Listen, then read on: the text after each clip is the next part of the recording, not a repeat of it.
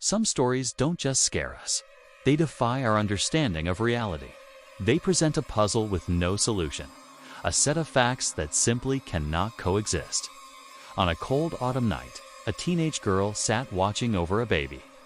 Hours later, her father would find the house secured from the inside, the baby safe in her crib, and every door still locked. But the babysitter was gone, and the only clues left behind would point to a violent, terrifying, and inexplicable abduction. This is one of those stories. It's about a locked house, a sleeping child. He decided to drive over to the house to check on her. When he arrived, he found a scene that was both ordinary and deeply unsettling. The scene he found was one of quiet, ordered chaos. In one room, the baby was still sound asleep in her crib, completely unharmed. The only way the abductor could have taken Evelyn out of the house was through the small basement window her father had used to get in. Investigators believed it was a scenario of terrifying logistics, but Evelyn was nowhere to be found. The house was empty, but she hadn't just left. There had been a struggle.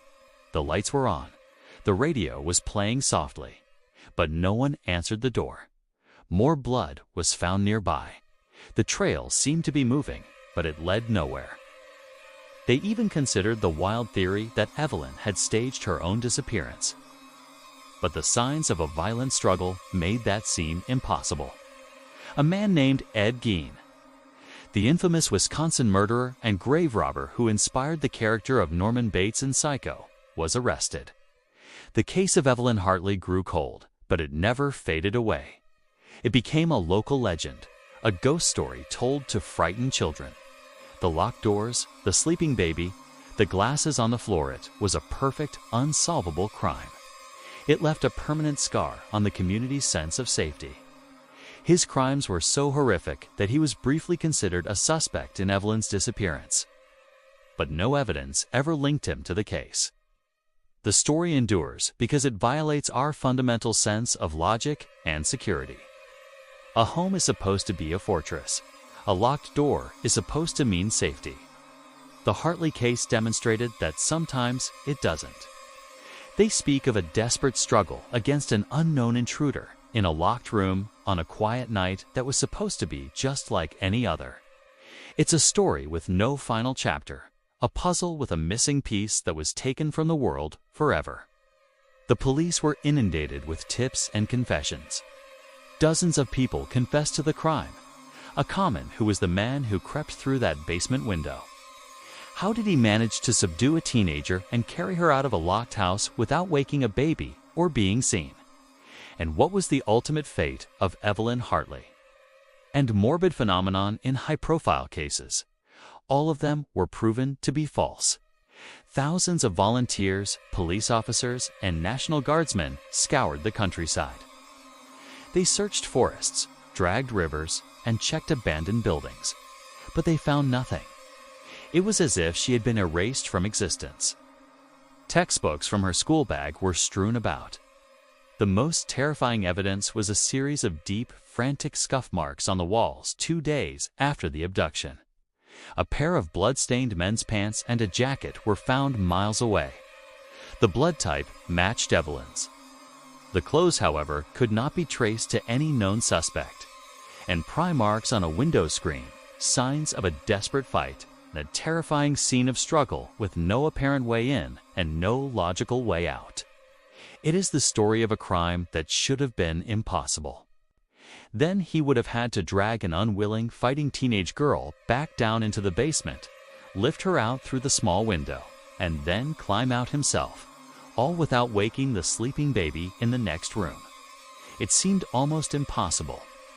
This is the story of Evelyn Hartley and the impossible mystery of the babysitter who vanished from a locked room.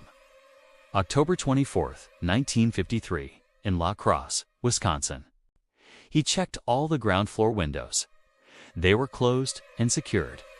Panic began to set in. He circled the house, peering into the windows. In the basement, he found a small window that was unlocked and slightly ajar. It was the only possible point of entry. The world felt safe, especially in a quiet, middle-class neighborhood like this one. Around 6:30 p.m., she called her mother to confirm she had arrived safely.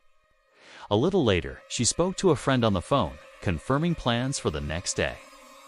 Everything was fine, but just after 8:30 p.m., Evelyn's father, Richard, tried to call the Rasmussen house. No one answered. Evelyn Hartley, a bright and popular 15-year-old high school student, was babysitting for a university professor named Vigio Rasmussen and his wife. Their daughter, a 20-month-old baby, was asleep in her crib. Evelyn was responsible and well-liked. This was a normal night in a normal town. He tried again and again. A knot of dread began to form in his stomach. It was completely out of character for Evelyn not to answer. He tried the front door. It was locked from the inside. He moved to the back door. It, too, was locked. Squeezed through the small opening and made his way up into the darkened house. In the living room, furniture was disturbed. A pair of eyeglasses, later identified as Evelyn's, lay on the floor with the lenses popped out.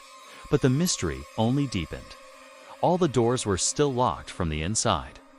The theory was that an intruder had entered through the basement window, crept upstairs, and subdued Evelyn. The search for Evelyn Hartley became one of the largest in the history of Wisconsin. Then, the clues started to appear. But they weren't clues that led to answers. They were bizarre fragments that only deepened the mystery. A few days after that, a single tennis shoe belonging to Evelyn was found on the side of a highway. The investigation explored every possibility. They looked into local youths. They investigated a strange man who had been seen in the neighborhood earlier that day.